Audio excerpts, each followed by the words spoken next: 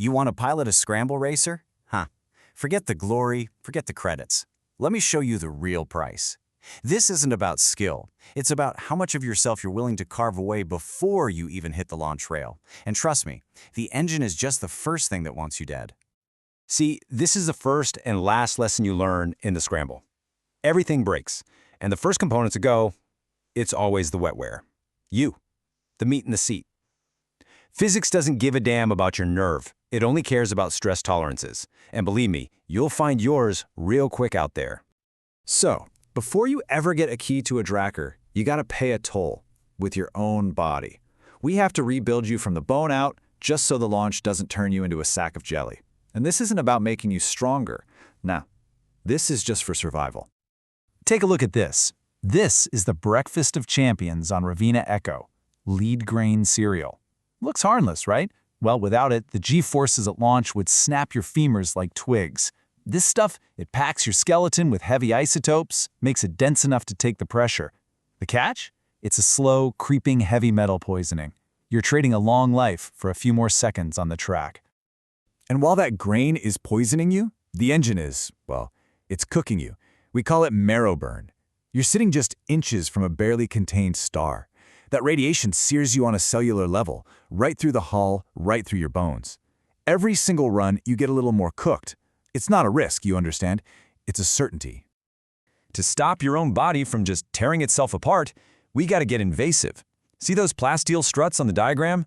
Those aren't upgrades, they're life support.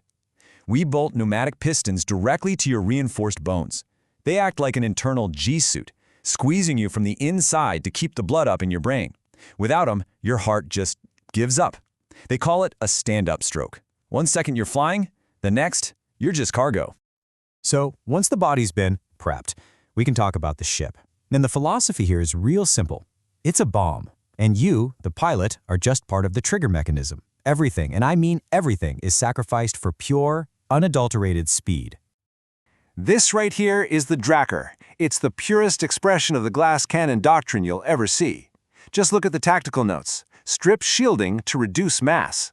You rip out the energy shields to save weight and divert every last drop of power to the engines. The hull? Pfft, it's just kinetic absorbing composite and a whole lot of prayer. This is the gospel. This is the only line in the entire technical manual that actually matters. Every watt, every single spark of energy gets fed directly into propulsion. Protection is a luxury you cannot afford when victory is measured in milliseconds. And here's the heart of the beast. We don't use stable power sources. We use overclocked singularity reactors. They aren't designed to last. No, they're designed to run at the ragged edge of catastrophic failure for one glorious, suicidal sprint. It's a bomb pointed right at your own spine. That's the temperature the core can hit, 5,000 Kelvin. That's a miniature stellar flare sitting right behind you. It's the heat that causes the marrow burn. It's the heat that makes the whole ship groan like it's in pain. Because, well, it is. And we don't just tolerate this level of risk. We engineer for it. The crews, they know going in that there's a pretty good chance the engine will just give out. Not from getting shot, but just from running. It's what we call an acceptable tithe to physics. You pay it, or you lose. Simple as that. So you've got a broken body strapped into a bomb.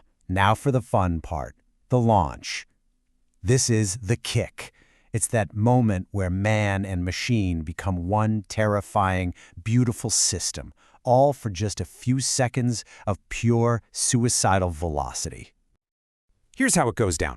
First, the pilot manually injects raw, unstable plasma straight into the engine intake. The ship then lurches forward into what the manuals politely call suicidal velocity. Then, the inertial dampeners fire, not gently, but with a single bone-crushing punch that tries to compress your spine into a disc. The only thing keeping you from being a red smear on the back of your chair are those augments we bolted into you. And this right here, this says it all, doesn't it? On the left, you got a ship stripped to its absolute limit for speed. And on the right, you got a body reinforced to its absolute limit just to survive.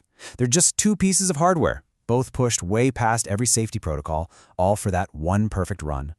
One is made of steel, the other of bone, but they both break just the same. But what happens when you push it just a little too hard? You don't crash, you don't explode, you get what's called a kernel seizure. The magnetic containment field on that tiny star in your engine just collapses. The ship and you and everything in a 50-meter radius is instantly, silently vaporized. It's not a failure, it's a critical existence failure. And if you survive, what if you actually win? The race isn't over, not for you. The damage is permanent. Winning just means you get to live with the consequences a little longer than the other guy. Yeah, survival has its own special price. If you stop the lead grain, your bones start to rot from isotopic decay.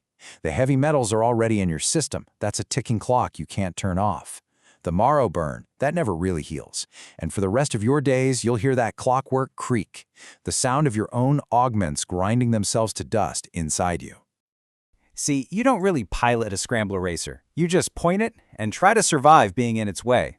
But when you look at the cost, a rotting body, a poisoned skeleton, and a ghost in your ears, you gotta ask yourself, what in the hell are you even racing for?